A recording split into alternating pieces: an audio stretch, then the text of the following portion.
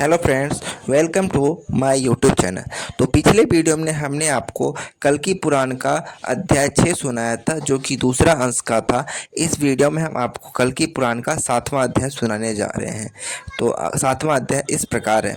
सूत जी बोले, इसके बाद हथनी पर हमला करने वाले शेर के भांति श्री विष्णु अवतार श्री कल्कि जी ने, जो कि पापों का नाश करने वाले हैं और सब पर विजय पाने वाले हैं, ने उस बौद्ध सेना पर धावा बोल दिया।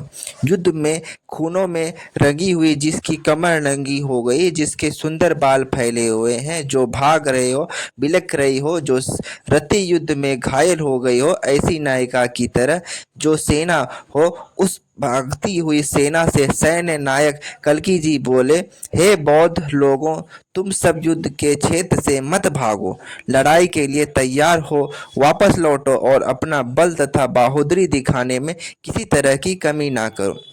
कल्कि जी के ये वचन सुनकर वह बलहीन जिन बौद्धों का नायक क्रोधित होकर सांड पर सवारी किए चमड़े की तलवार लेकर लड़ाई के लिए उनके सामने दौड़ा।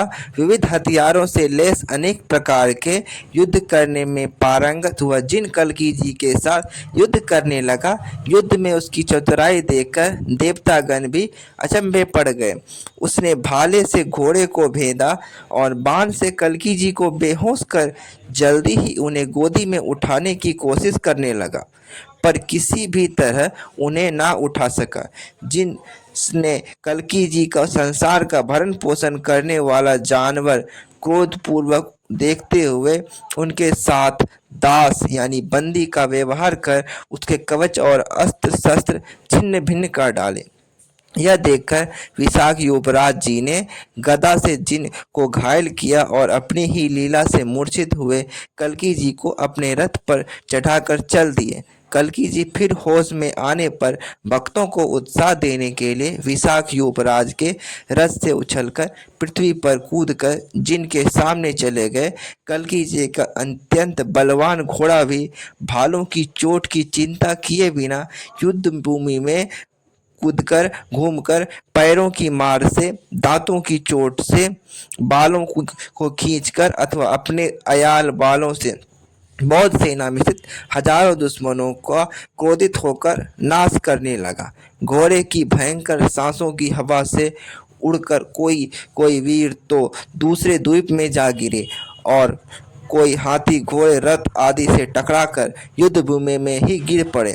गगर्य और उसके साथियों ने थोड़े ही समय में बौद्धों की 6000 सेना का नाश कर दिया। भागर्य उसकी सेना ने 1,10,000 सेना को मार गिरा और विशाल तथा उसकी सेना ने 25,000 शत्रु नष्ट कर दिए। कवि ने अपनी दोनों पुत्रों की सहायता से लड़ाई करके शत्रुओं की 20,000 सेना का नाश किया। इसी प्रकार प्राज्ञ ने 10 लाख, सुमंत्रक ने 5 लाख सेना को हराया। इसके बाद कल्कि जी हंसकर बौद्धों के सेना नायक जिन से बोले, हे दुष्ट बुद्धि वाले, भागता क्यों है? सब जगह शुभ और अशुभ फल देने वाले भाग्य स्वरूप मुझको समझकर मेरे सामने आ। मेरे बाणों से घायल होकर अब तुम परलोक चले जाओगे। अब तुम्हारे साथ कोई नहीं होगा, इसीलिए इस बीच तुम अपने भाई बंधुओं का सुंदर मुख देख लो। कल्कि जी के ये वचन सुनकर बलवान जिन यानी बौद्धों का स्वामी हंसकर बोला, और दृष्ट देव या भाग्य कभी आप सामने प्रकट नहीं होता। हम सब प्रत्यक्ष जो सामने दिखाई दे को छोड़कर और किसी को ना मानने वाले यानी प्रत्यक्षवादी बौद्ध हैं। शास्त्र में कहा है कि देव हमारे द्वारा मारा जाएगा, अतः तुम्हारा श्रम व्यर्थ है। यदि तुम देव स्वरूप हो तो भी हम सब तुम्हारे सामने मौजूद हैं। यदि तुम बाणों द्वारा हमें मारोगे तो क्या बौद्ध लोग तुम्हें छोड़ देंगे? हमारे लिए जो निंदा भरे वचन तुमने कहे हैं वे वचन तुम पर ही लौटेंगे। तुम स्थिर हो जाओ। बौद्धों के नायक जिन ने ऐसा कहकर तेज बाण से कल्कि जी को ढक दिया। जिस प्रकार सूर्य के दर्शन से बर्फ की वर्षा नष्ट हो जाती है, उसी प्रकार बाणों की वर्षा कल्कि जी पर व्यर्थ सिद्ध हुई, उनके स्पर्श से छिन्न हो गए। जिन द्वारा चलाए गए ब्रह्मास्त्र, व्यायावास्त्र, आग्नेयास्त्र, मेघास्त्र और अनेक दूसरे अस्त्र प्राचीन काल में भिन्न भिन्न अस्त्रों से भिन्न भिन्न प्रकार का विनाश होता था। जैसे कि किसी बाण से आग लगती थी तो किसी से वर्षा होती थी आदि। कल्कि जी को देखते ही थोड़े ही समय में निष्फल हो गए। जिस प्रकार उस पर धरती में बीज बोने से अनाज पैदा नहीं होती, जिस प्रकार वेद न जानने वाले को दान देने से फल नहीं मिलता, जिस प्रकार भले लोगों को बुराई करके विष्णु भक्ति का पुण्य नहीं मिलता, उसी तरह जिनके द्वारा फेंके गए सारे अस्त्र बेकार हो जाते हैं।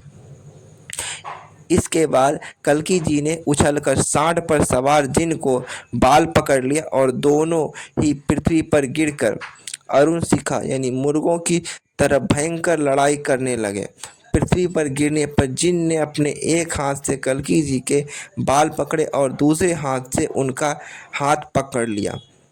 इसके बाद चाणूर और श्री कृष्ण की भांति दोनों ने ही पृथ्वी तल से उठकर एक दूसरे के बाल और हाथ पकड़ लिए। ये दोनों महाबलशाली बिना शस्त्रों के रीछों की तरह मल्ल युद्ध करने लगे। मस्त हाथी जिस तरह ताड़ के पेड़ को तोड़ डालता है, उसी तरह कल्कि जी ने अपने पैरों की चोट से जिन की कमर तोड़कर उसे पृथ्वी पर गिरा दिया। हे ब्राह्मणों, जिन को भूमि पर गिरा हुआ देखकर बौद्ध लोग हाहाकार करने लगे और शत्रु की मृत्यु देखकर सेना बहुत प्रसन्न हुई। जिनको रणभूमि में गिरा हुआ देखकर उसका भाई अत्यंत बलवान शुद्धोधन गदा लेकर कल्कि जी को मारने के लिए पैदल ही शीघ्रता से दौड़ा और हाथी पर सवार शत्रु की सेना का नाश करने वाले कवि ने शुद्धोधन पर बाणों की वर्षा की, उसे बाणों से ढक दिया और हाथी को दबा लेने वाले शेर के समान गरजने लगा। धर्म के जानने वाले कवि ने गदा धारण करने वाले शुद्धोधन को पैदल चलते देखा, तब वे स्वयं भी गदा लेकर पैदल ही शुद्धोधन के सामने खड़े हो गए।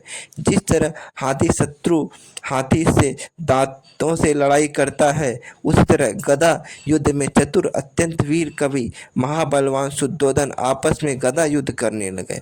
लड़ाई के नशे में चूर दोनों वीर भयंकर आवाज करने के गदा द्वारा एक दूसरे पर किए जाने वाले वार से अपने अपने को बचाने लगे। इसके बाद कवि ने शेर जैसी गर्जना करते हुए अपनी कठोर गदा की चोट से शुद्धोधन की गदा को भूमि पर गिराकर जल्दी ही उसके हृदय पर गदा का वार किया। गदा की चोट लगते ही वीर शुद्धोधन भूमि पर गिर पड़ा, लेकिन सहसा उठकर उसने फिर कवि पर गदा प्रहार किया। गदा की चोट से कवि भूमि पर तो नहीं गिरे, पर उनकी इंद्रियां नकारा सी हो गई और बेहोश होकर वे खंबे से खंबे रहे और शुद्धोधन महाबली पराक्रमी हजारों रथ चालकों के साथ कवि को देखकर माया देवी को बुलाने के लिए चल पड़ा। जिस माया देवी को देखते ही देवता, राक्षस, मनुष्य तथा तीनों लोकों के सभी प्राणी प्राण रहित मूर्ति की तरह व्यस्त हो जाते हैं। शुद्धोधन आदि बौद्ध लोग उसी माया देवी के सामने लाकर लाखों करोड़ों की संख्या में मलेच्छ सेनापतियों सहित युद्ध के लिए तैयार हो गए और माया देवी के रथ पर सिंह ध्वज, जिस झंडे पर शेर बना सुशोभित था, उस पर चढ़कर उन्होंने अनेक अस्त्र शस्त्र पैदा किए। उस माया देवी को चारों ओर से कौवा, गीदड़ों आदि ने घेर लिया और काम, क्रोध, लोभ, मोह, मद, मत्सर आदि षट वर्ग उसकी सेवा करने लगे। अनेक रूप धारण करने वाली बलवती त्रिगुणात्मिका माया देवी को सामने देखकर कल्कि जी की सेना भाग खड़ी हुई। माया देवी को देखकर अस्त्र शस्त्र धारण करने वाले सारे योद्धा तेजहीन मूर्ति की तरह शक्तिहीन हो गए। इसके बाद प्रभु कल्कि जी अपने भाई जाति और मित्रों आदि को अपनी माया रूपी पत्नी से लाचार और जीर्ण होते देखकर उसके पास पहुँचे और सुंदर शरीर वाली लक्ष्मी जी के से रूप माया की और जैसे श्री हरि भगवान कल्कि ने देखा वह प्यारी पत्नी के समान उनके शरीर पर प्रविष्ट हो गई। अपनी माता माया को न देख पाने पर मुख्य बौद्ध लोग बल और पुरुषार्थ से हीन हो गए।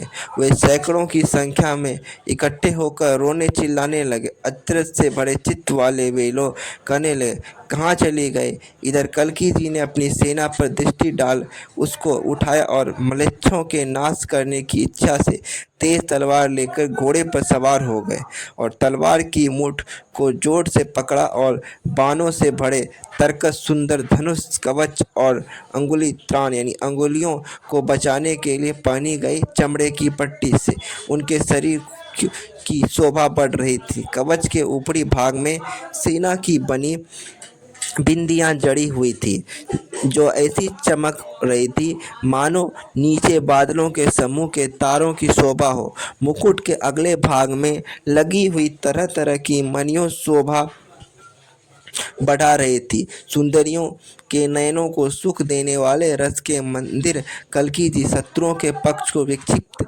करने यानी पागल बनाने वाली या गड़बड़ी पैदा करने के लिए रुखी टेढ़ी नज़र से देखने लगे।